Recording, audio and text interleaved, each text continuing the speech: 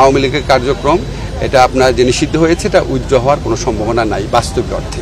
আচ্ছা, প্রথমে আমি আপনাকে বলি যে আমাদের প্রধান উপদেষ্টা যে ইন্টারভিউটা দিয়েছেন ওইখানে ওনাকে প্রশ্ন করা হয়েছিল যে এত নির্বাচনে দেরি করা হচ্ছে না। কিছু মানুষের তো নির্বাচন নিয়ে সবসময় যে কোনো ব্যাপারেই পলিটিক্যাল মতানৈক্য থাকে।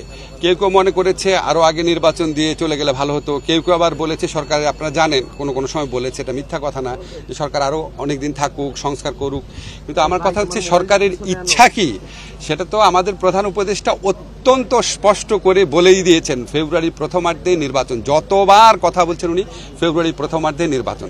তো ফেব্রুয়ারির প্রথমার্ধে নির্বাচনের পরে 1 সেকেন্ড 1 মিনিট 1 ঘন্টাও থাকার ইচ্ছা আমাদের নাই। যত তাড়াতাড়ি সম্ভব আমরা স্মুথ ট্রানজিশন অফ পাওয়ারে প্রথম থেকেই বিশ্বাস করতাম। আমাদের শুধু দুইটা চিন্তা ছিল যে আমরা নির্বাচনের আগে বিচারের যে দৃশ্যমান অগ্রগতি বা সংস্কারের দৃশ্যমান অগ্রগতি সেটুকু যেন একটু হয়ে যায়, কারণ অনেক মানুষ জীবন দিয়েছে, অনেক স্যাক্রিফাইস এখানে আছে। তো সেই লক্ষ্যে আমরা মনে করি বিচারের দৃশ্যমান প্রক্রিয়া তো হয়েছে এবং আমরা আশা করছি এই আমাদের আগামী নির্বাচনের আগে আমরা কিছু কিছু বিচার কাজের কমপ্লিশন দেখে যেতে পারবো।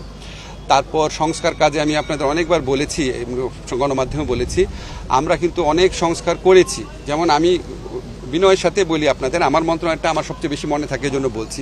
আমরা শুধু আইন মন্ত্রণালয়ে প্রায় 9 থেকে 10টা বড় ধরনের সংস্কার করেছি। যেমন আপনারা জানেন বাংলাদেশে প্রথমবারের মতো সিভিল কোড আর ক্রিমিনাল কোডকে কার্যাবলী সম্পূর্ণ আলাদা করা হয়েছে।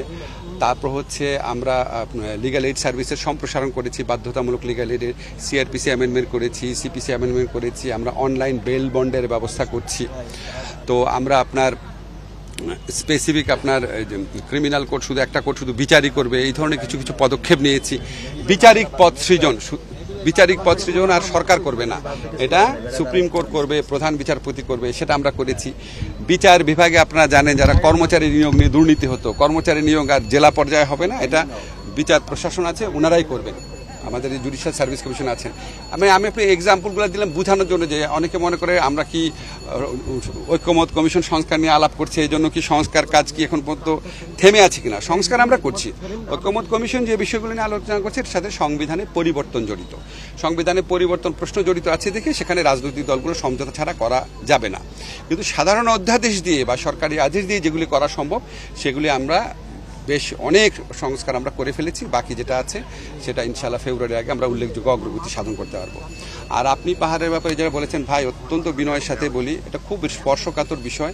এই বিষয়ে আমার কোনো এক্সপার্ট নলেজ নাই, অনেক সব বিষয় তার থাকার কথা না।